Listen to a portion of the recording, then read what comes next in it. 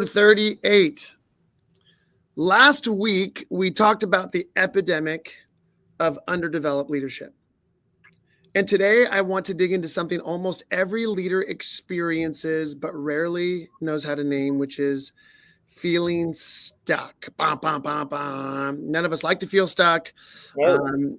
Because we're so afraid of how that might reflect on us. But here's the thing, we all feel stuck. We all get stuck at different times. The interesting thing about getting stuck is that most leaders don't actually know when it happens, because it doesn't usually happen in one dramatic moment. It doesn't feel like a crisis. It feels like a slow drift until we feel stuck. You start solving the same problems over and over. Things that used to feel easy now feel much heavier. You fall back into habits you thought you'd grown out of. Yep. You're busy all the time, but not necessarily feeling effective. And you start avoiding conversations you know you need to have.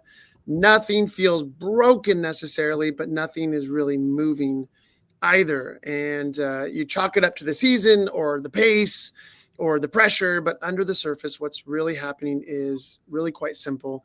The demands of leadership have grown, but our capacity hasn't grown with them. That's right. And the part that we as leaders often don't slow down to notice is that something in us, right, has stopped growing, which is contributing to this feeling stuck. The pressure increased, but our rhythms didn't. Our responsibilities grew, but our tools or our knowledge about how to deal with these responsibilities didn't.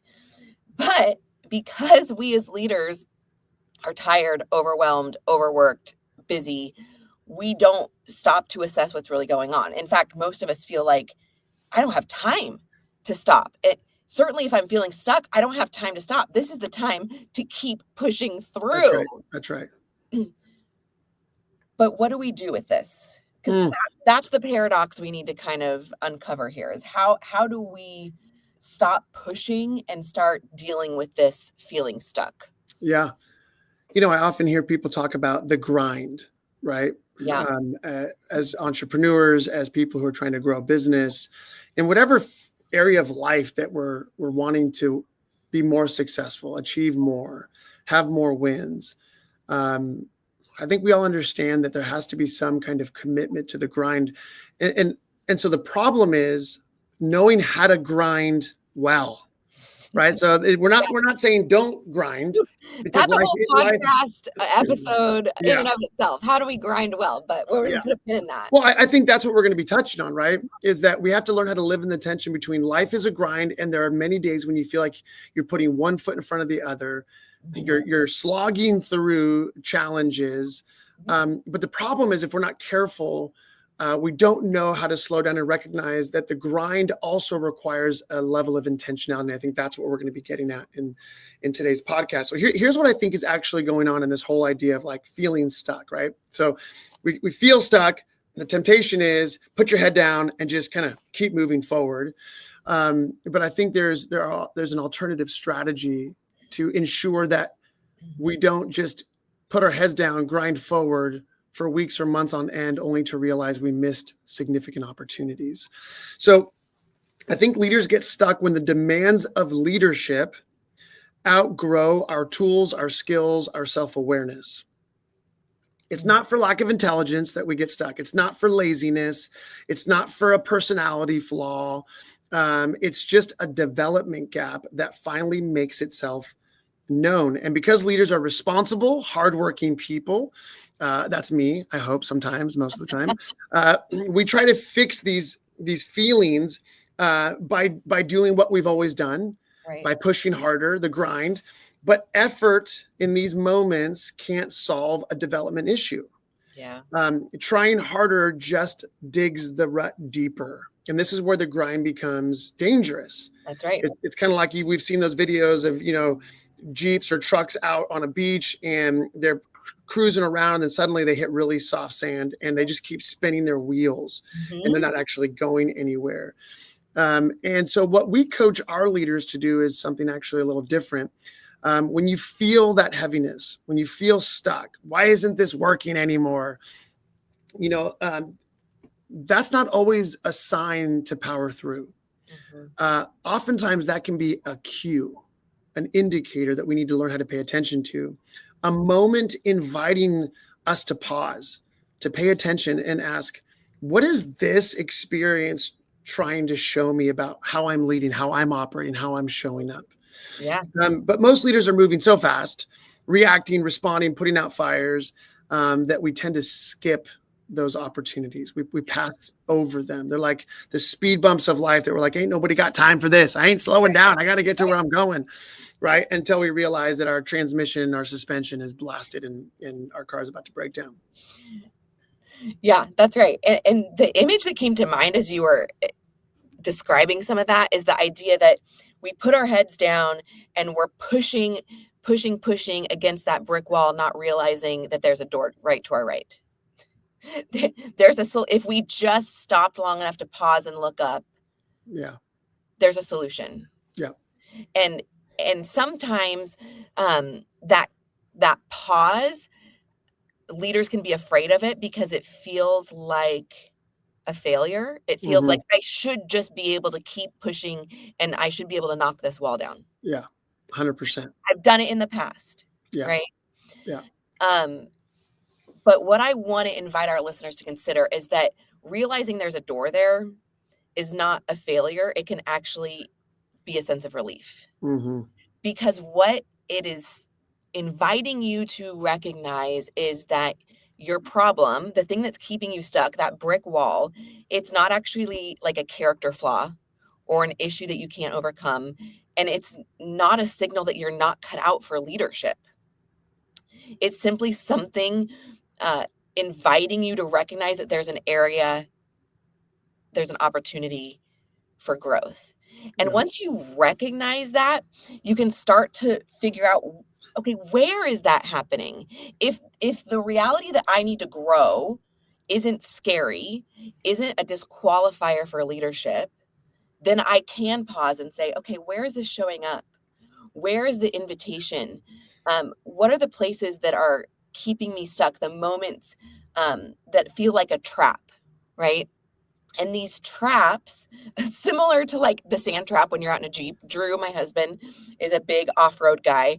And so it's so true. When you are driving across the desert, everything's going fine. The sand is hard. And all of a sudden you hit a soft patch and the back wheels just dig right into the ground, you know?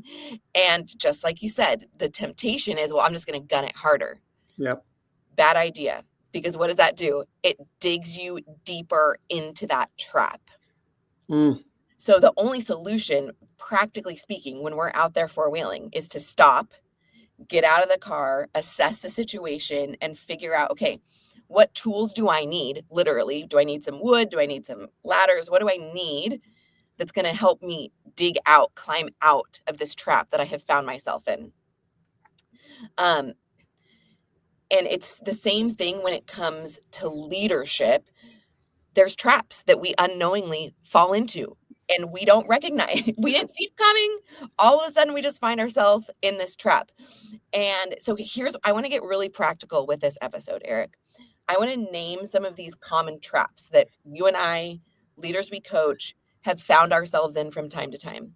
And I want you to talk us through how you coach a leader out of that trap. Okay, we're going to dive into that. Before we do that, I want to just highlight something I think is really important. As you were sharing about your husband being out in the Jeep and he's cruising through terrain and everything's going well. And then all of a sudden he hits, a patch of really soft sand. I think there's a misnomer that when we feel stuck or get stuck, it's because we've done something wrong. We're on the wrong path. We're on the wrong journey.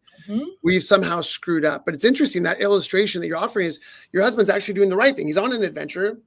But the reality is, as we are traversing the landscape of life and leadership and business and the economy and social issues, and we inevitably, even when we're moving in the right direction, will run into these experiences. So, the businesses that call us in are not the businesses that are failing. No, right? These are the ones that have been successful. They've grown, and they could be a startup. They could be a larger company.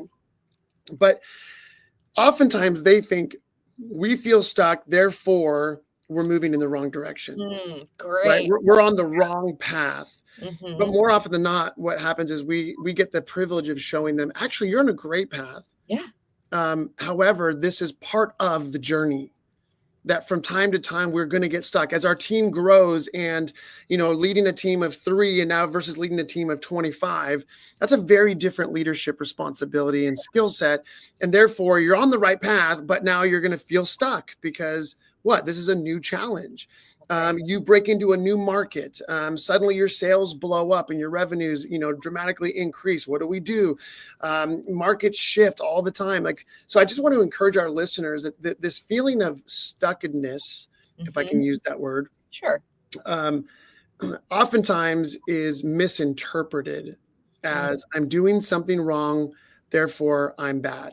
Yeah. And more often than not, it can be an indicator. Not always. Sometimes we get stuck because we are making really bad decisions or operating poorly. But more often than not, we should see those as indicators of, there's a new level, right? It's like playing a video game. You've conquered one level, and then you go to the next level. Well, there's new challenges. Yeah. And you're going to feel trapped because you don't know how to overcome those challenges. You can either go, maybe I shouldn't have gone to level 2.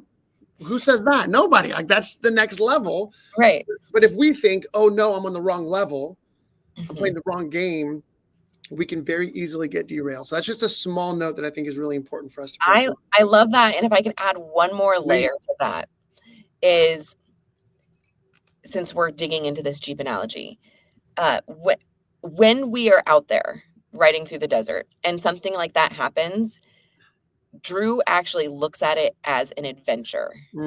It's almost like, something went a little bit askew. This is why we're here. This is why we're here. Now I get to figure out how to get us moving forward again.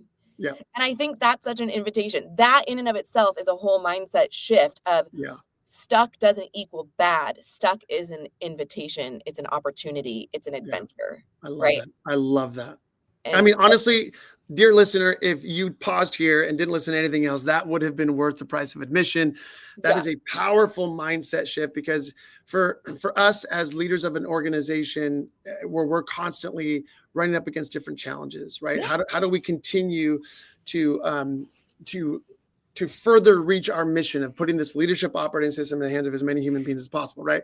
Well, there's a million levels that we're going to have to conquer to achieve a mission like that at any level.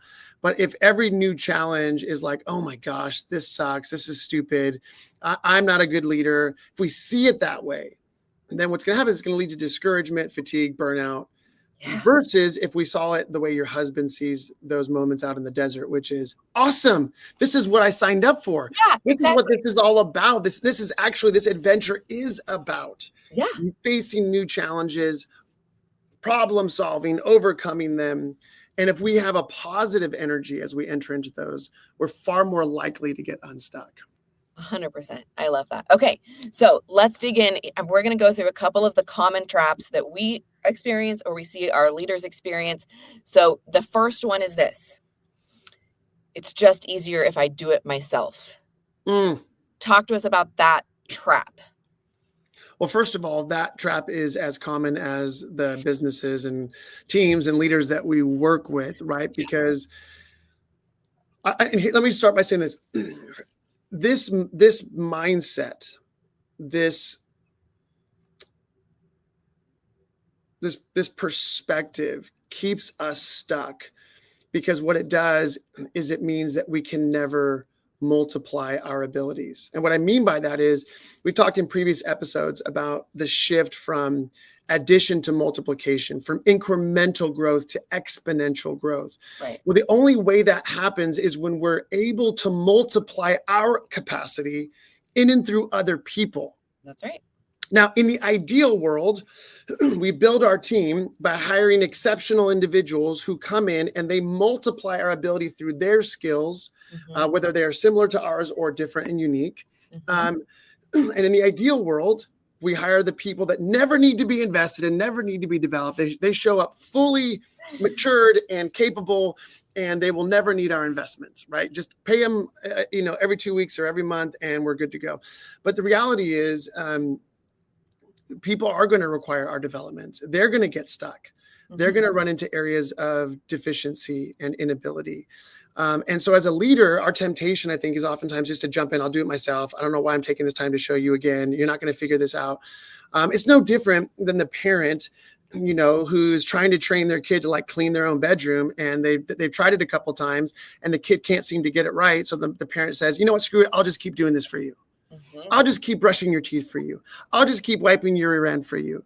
I'll just keep driving you around even though you're 26 years old. Yeah. I'll just keep. That mindset keeps us stuck because number one, it minimizes the margin of anything new we can do.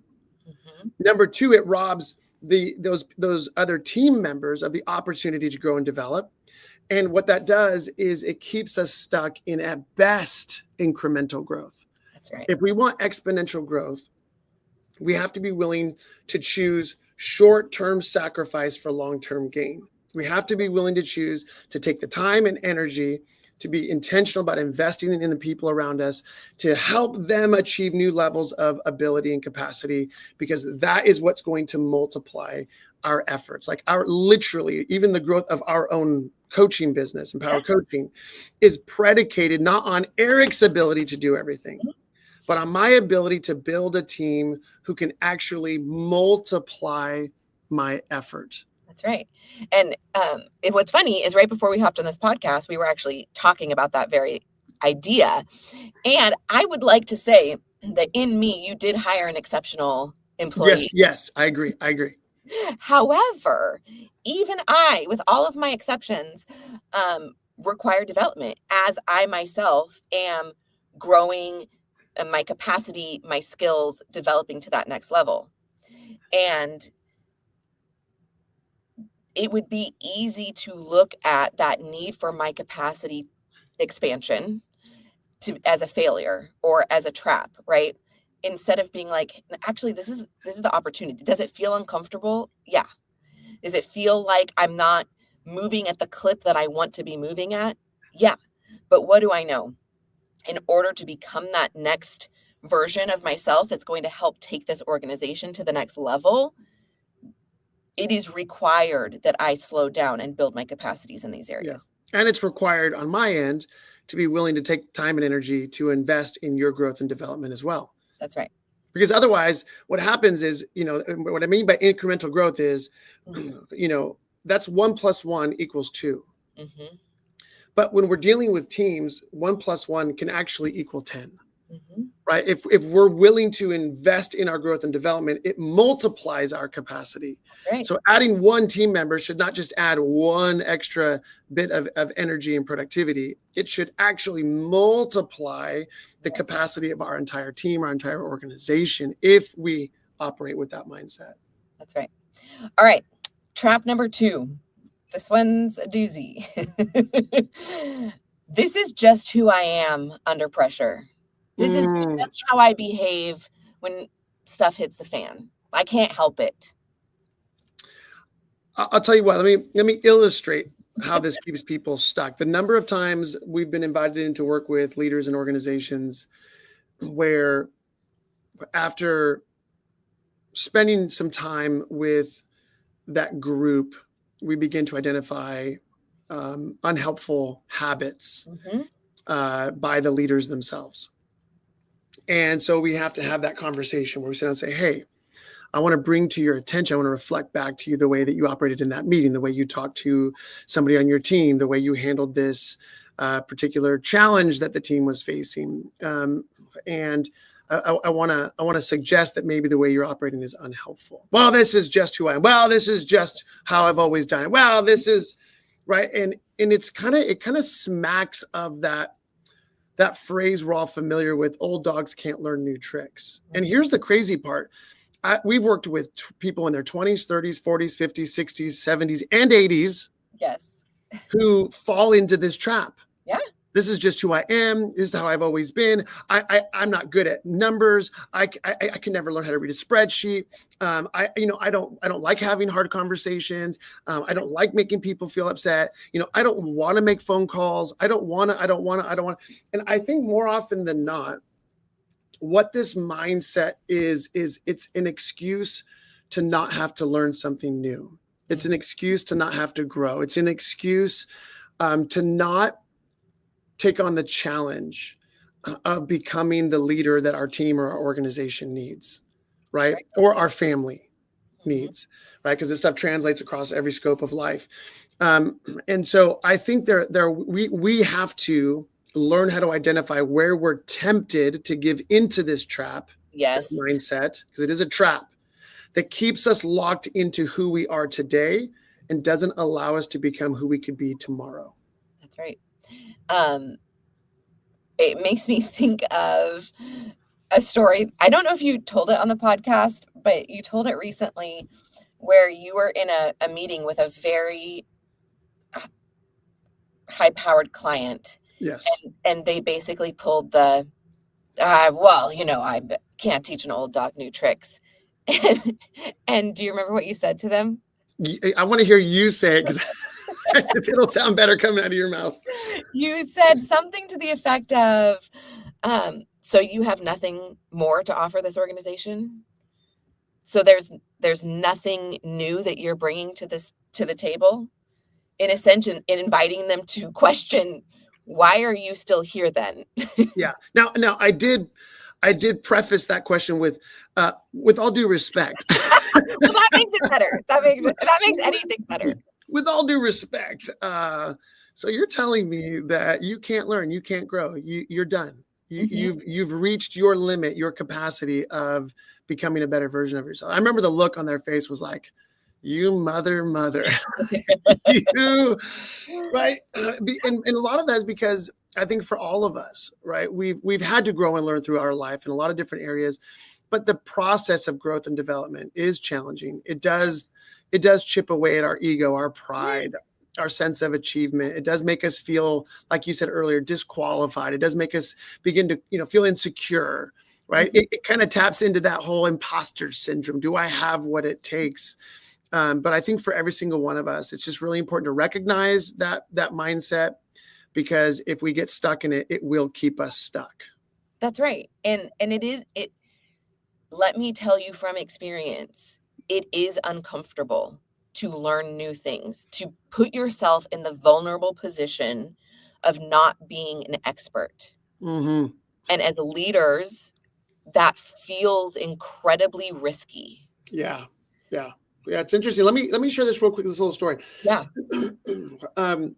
So I've shared this on the podcast. So a couple of years ago, we were just, my wife and I and our family, and just because of life circumstances, we went through some really, really, really, really challenging circumstances that then put so much pressure on our marriage. And we found ourselves wildly disconnected and not communicating well, and which led to a significant drift. And so, we, trying to put our money where our mouth is, we hired a marriage counselor, which we've done many times, and just said, we need help. Mm-hmm. We can't solve this by ourselves, but we know if we don't lean into this, we know where this trajectory is going to go. We know we're going to end up in a bad spot, worse spot. Mm-hmm. And I share that because I remember processing with a good friend of mine, and, in the midst of that, and saying, man, I'm so sad for how derailed we've gotten. Mm.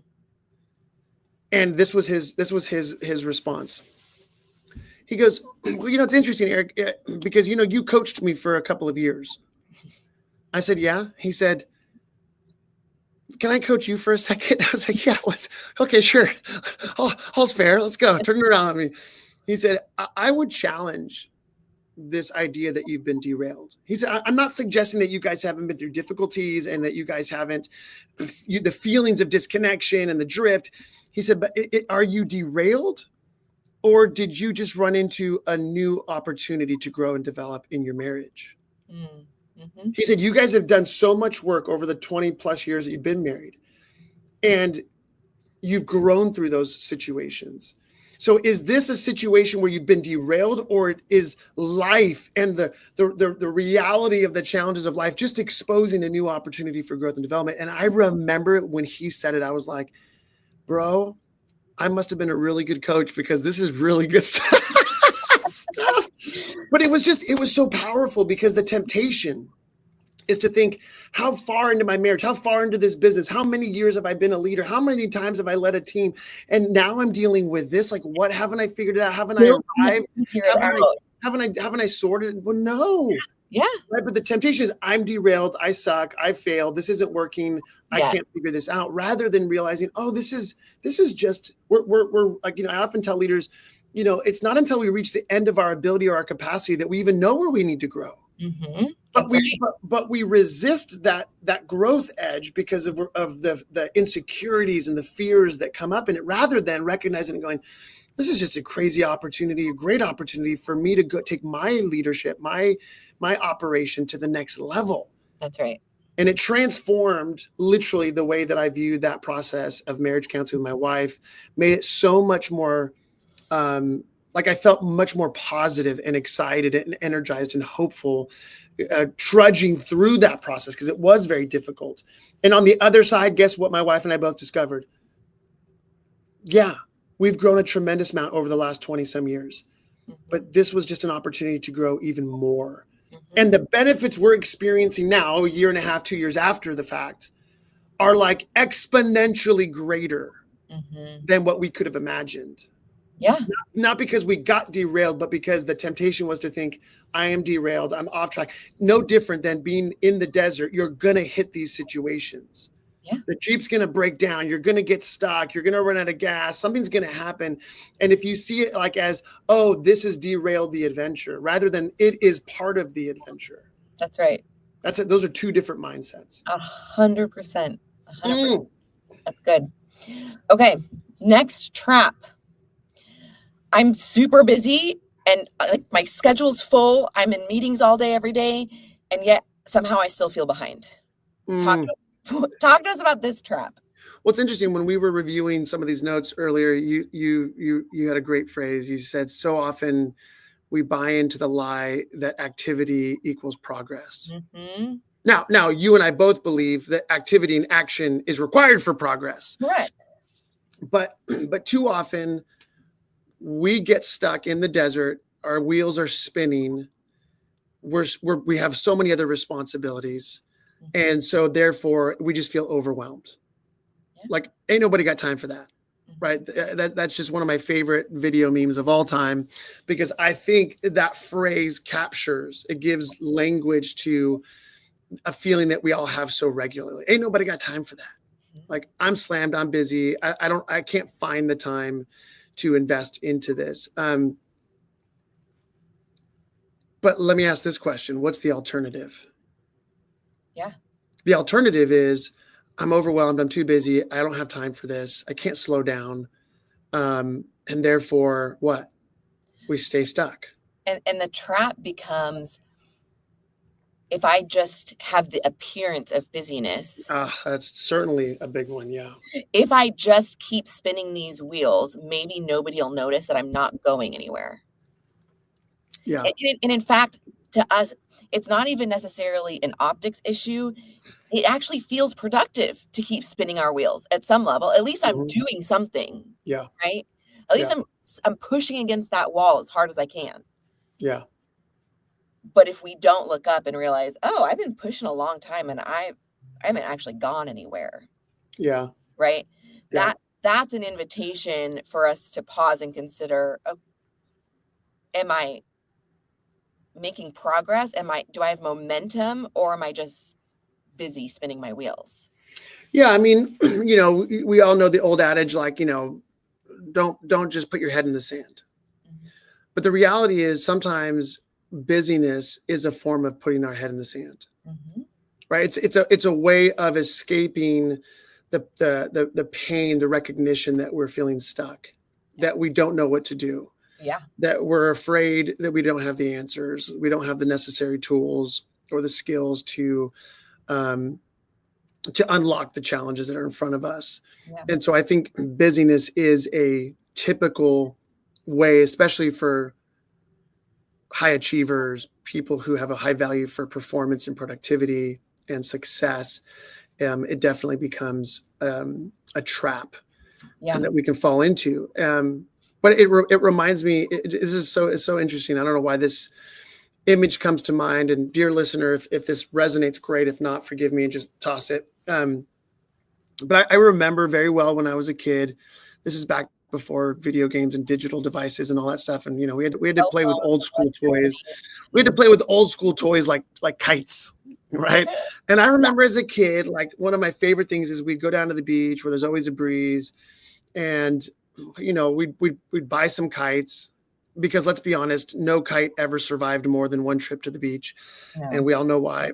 But we'd go to the beach, and inevitably, my dad would there be a box in the back of the van, and it would have the kites from our previous adventure.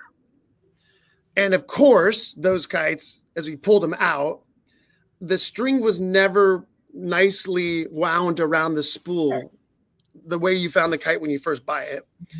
It's kind of like, it was such a hectic day. Stuff would get thrown in a box. And then the next time you pulled it out, what did that string look like? It was all balled up and knotted. And I remember as a kid, like pulling it out, so excited to go fly the kite. Like, I know what I'm there. I know what I want to achieve. And so I'm there frantically trying to untie the string. But the problem is there's knots. I don't even know how stuff gets knotted on accident. It's like a mystery of life. Somehow, if you put the dang string in the box, it's going to end up in knots. So it's knotted. I can't get the knots out. And so what do I do as a young kid? I just start pulling on it. Right. And I'm a boy, so I'm just like, everything's physical and I can overpower everything. So me and my brothers just yanking and pulling on the string and trying to. And I remember my dad just being like, son, it's never going to work.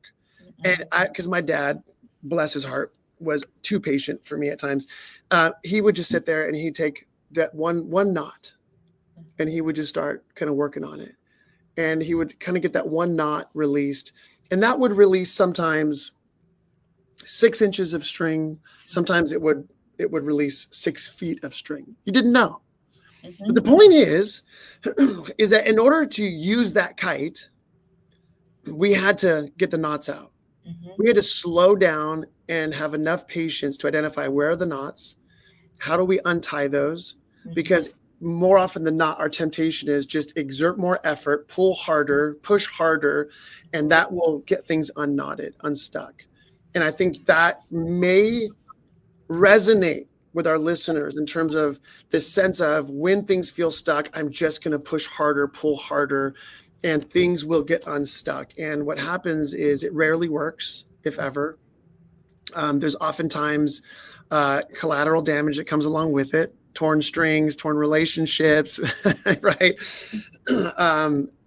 And so it does require some patience. And I know that's really hard for us as leaders because we want to make forward progress, but sometimes in making forward progress, it does require us to slow down long enough so that we can achieve it. And the beautiful thing is when we're willing to slow down and recognize those knots and do the hard work of getting unstuck in appropriate ways, it oftentimes does release a fresh bandwidth of excitement and energy and momentum. Yeah. Well, let me ask this, because this is a subset of that same trap that you just kind of poked on a little bit. I don't have time to slow down. If I slow down, this whole thing goes off the rails. I have to keep pushing forward. Yeah. Well, first of all, let me just say this. There are times in life, in leadership, in business, in the face of challenges where we do have to burn the midnight oil. That's right. Where we need to keep grinding. But I would say those are more often than not the exceptions than the rule. More often than not, in working with leaders from every level of leadership, every size of company, lots of different industries, what we have found, and you can share your own experience, Tom, but what we have found is that it is almost always, if not always, in the best interest of that individual and those other people impacted by their leadership, if they're willing to slow down. Because what I try to remind them is you're not slowing down. Yeah. If to not do the grind we're used to feels like we're slowing down. We're going to lose speed, momentum, energy. It's not. It's actually. It's almost like it's counterintuitive. It is. Right? Like you're not actually slowing down. What you're doing is you're redirecting your energy with greater intentionality. Yep. So that you can redirect it at a later time back to the direction you want to go. Right. And so, maybe that's the paradigm shift that we need. Is it's not actually slowing down. It's redirecting our energy in a way that's going to unlock what we're actually wanting. Yeah. I worked with a coach that said it this way and transformed things for me, transformed this concept for me. She said, if you don't know where you're going and you just have your foot on the gas, you're going to, great. You have your foot on the gas, but where are you going to end up? Well, I heard somebody say that just means you're hurrying nowhere fast. You're hurrying nowhere fast.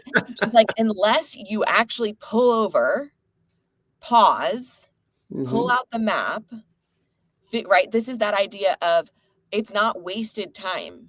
That's right. It's not, doesn't feel like we're moving, but it's not wasted time. It's actually figuring out where and how we're going to get to where we want to go. Yeah. I love that. Maybe another way to think of that too, just one more little thing. I know we need to keep going, but more often than not, when we're operating out of this kind of frenzied, hurried pace, I would challenge our listeners to consider, are you in those moments operating with clarity and confidence and courage? Right. Because busyness and hurriedness is not a substitute for clarity and confidence and courage. I think sometimes we think that's going to masquerade as clarity, confidence, and courage. But this redirection of energy toward dealing intentionally with where we're feeling stuck is actually the process of reconnecting, regaining, recovering clarity and confidence and courage, because that's the real force of momentum in trying to achieve the things that we're trying to achieve. That's right. All right. So good. Okay. Next one. This idea, this trap sounds something like, I know this needs to be addressed, but I don't want to deal with it. So maybe if I don't look at it, it'll just work itself out. Well, first of all, let me confess that I spent the first 20 some years of my life operating on this mindset and didn't realize how trapped I was across so many areas of my life. Because you feel stuck. You feel it first, right? But like you were saying earlier, like we often don't recognize it until, honestly, until indicators in the world around us start to let us know, like, bro, you're stuck. Like relationships aren't working. This is not going right. It's like these indicators of like, oh man, this isn't something that just happened yesterday. This is something that's been going on for a little while. I've been spinning my wheels for some time. And now I'm starting to reap the consequences in areas of my life. And I remember, the way I would say it is when I was in my mid-20s, I came to this moment where I realized I feel mentally, emotionally, physically, spiritually, financially bankrupt. Yeah. Like I felt bankrupt. I felt like the bank accounts are empty. I've over withdrawn in every account. I remember just reflecting on the quality of relationships and my sense of clarity and direction in life and what I was spending my time doing. And across the board, I just felt bankrupt.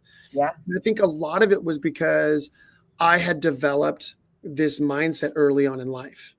Like in my household growing up, right? We all develop, sometimes good habits, sometimes really bad habits in our upbringing. And this is one of the bad habits I developed as a survival tactic, which was, I see the problems, but it's just so much easier if I just avoid them. Yes. I'm going to avoid conflict. I'm going to avoid hard conversations. I'm going to avoid, relationships where things aren't easy. I'm going to avoid responsibilities. I'm going to avoid learning new things because they make me feel like an idiot. Whatever the case was, I became a master avoider. Yeah. And it took until my mid-20s for it to kind of all come back on me and realize, oh, this strategy, it's not working. It's not working. Now it may have allowed me to escape certain pain points and difficulties and challenges over the years. But in the end, what it did is it actually caused me to avoid my own growth, my own transformation, my own maturation. Yeah. And I share that because I think all of us can resonate or identify areas in our life, in our relationships, in our business, where we're just avoidant, where it's like, I know that something's not working. I don't know what to do about it. And therefore I'm going to circumvent it as best I can. But the reality is all of us also probably have stories that we could all tell of where that eventually came back to really bite us. Oh my gosh. Yeah. I mean, a really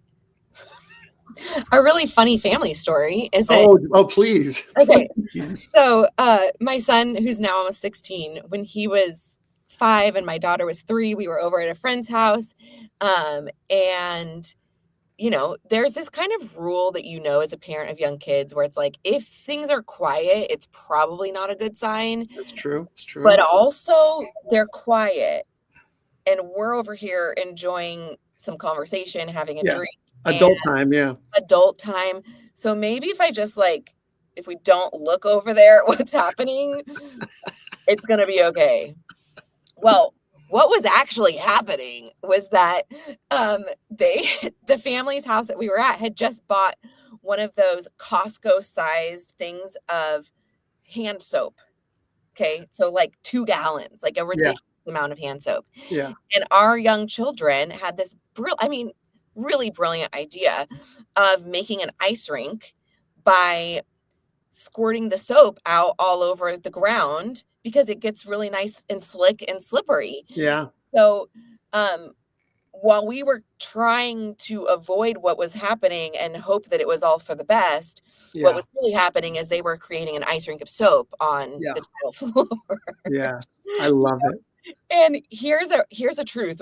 I bring this up often because it's something I have to remind myself of, is the law of entropy tells us that things don't naturally get better. Yeah. Left to their own devices. Yep. Children, houses, sinks, personality traits, habits, they tend to get worse. Yep. Less applied on by an outside force. Yep. So we can want to avoid the hard conversation, the difficult mess that we don't want to untangle, whatever our kids are doing behind the door while they're quiet. But the truth of the matter is, it's probably not going to fix itself. It's only going to get worse. That's right. I love that, right? Because, when we're working with clients, in this area, what do we'll say this to them? Mm-hmm. Hey, if you apply no intentionality to your physical health, where does your body naturally go? Yeah. If you apply no intentionality to your finances, where does it naturally lead toward?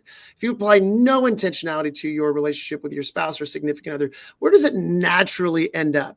Yeah. It all ends up moving in the wrong direction. That's right. But here's the thing, right? So here's the case we have made is that things don't generally accidentally move toward greater order and health and maturity. Mm-hmm. Knots don't naturally resolve themselves without some intentional force. So if if you're in a coaching call with somebody, you've gotten to this point, just give us one or two things that you would want to encourage that client toward in terms of, okay, well, what does it mean to apply intentional force? I mean, I think very simply, the first thing is you're tempted to lean away from this because it feels scary, because it feels threatening, because it feels risky, because it makes you feel unqualified, right? Fill in the blank. You're tempted to lean away from this. That's usually the invitation to lean in. Yes. That's usually the invitation to look at the thing, right? Stare at it. It's not pretty. It's ugly. It's painful, but you got to look at it. You got to look at it. And here's the beautiful thing. That invitation doesn't mean that you have to immediately solve it. Yeah. It just means that you have to stay with it. Yeah. You have to acknowledge that it is there, that it is existing. And the reality is that simple shift from leaning away to leaning in, from looking away to looking at the thing is usually enough in that moment to build some momentum, to figure out how to get unstuck from this thing. That's right. It's the very first step. Yeah.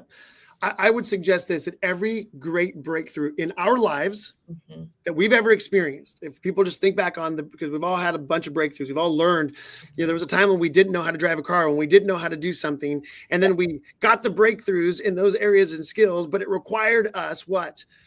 Owning the challenge, staring at it, wrestling with it until we got the breakthrough. I would say every breakthrough in all of human history was predicated on somebody who was willing to bite down on that challenge and say, I don't know how to solve you.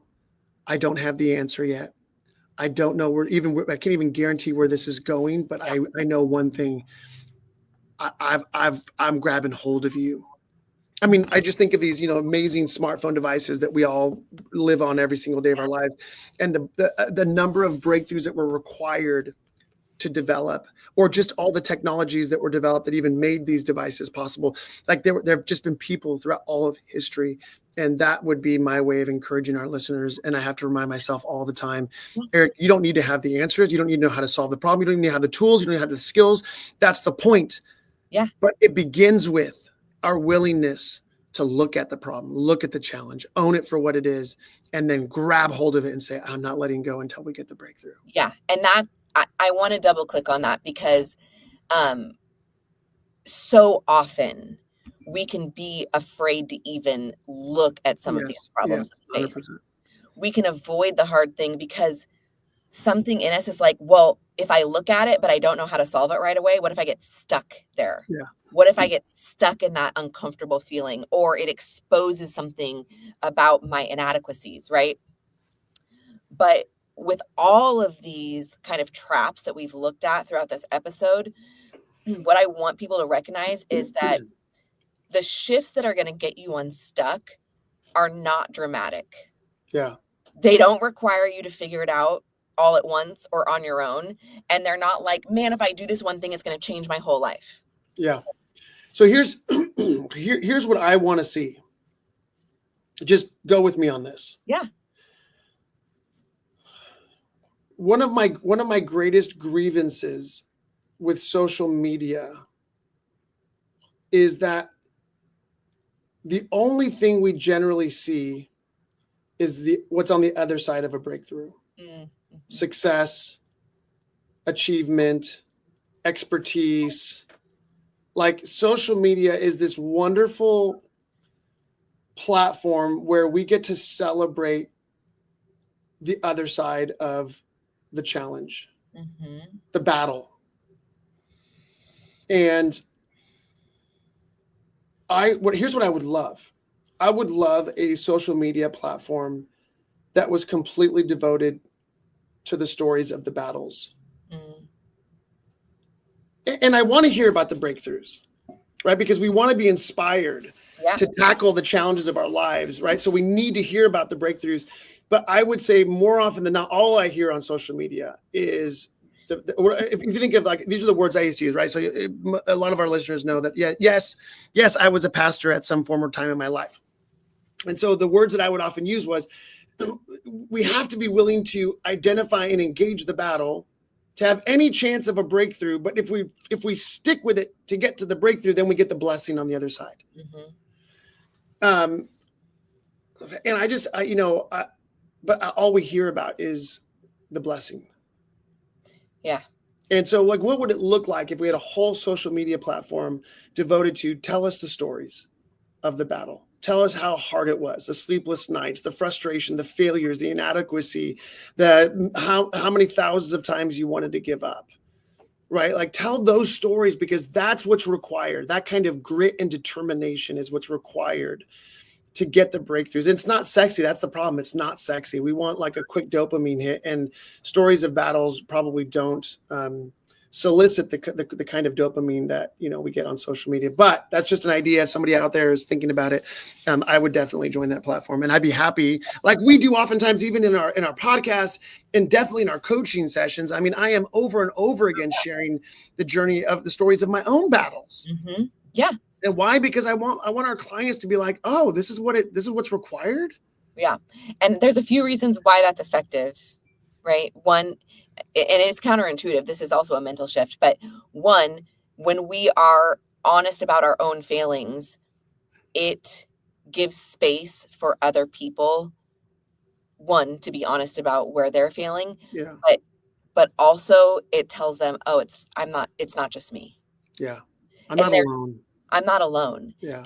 And that in and of itself is often enough to give us just that a little bit of breathing room that can get us moving again. Yeah.